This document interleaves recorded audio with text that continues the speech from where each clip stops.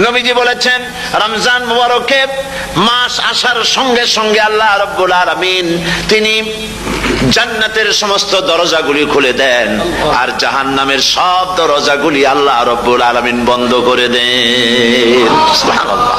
আর শয়তানকে শৃঙ্খল দিয়ে বেঁধে ফেলা হয়, শিকল দিয়ে শয়তানরা বাঁধা হয়ে যায়।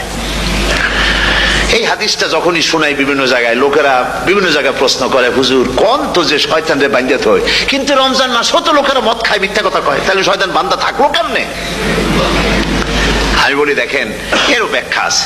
এর ব্যাখ্যা হলো এই, কোন কোন ঘড়ি আছে একবার চাবি দিলে 6 মাস চলে, আর একবার চাবি দিলে 2 বছর চলে, আবার চাবি দিলে লাইফ চলে যায়, এরকমের ঘড়িও আছে।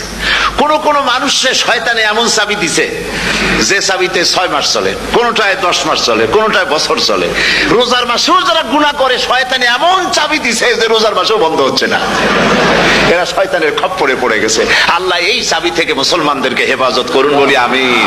জোরে বলেন আমিন।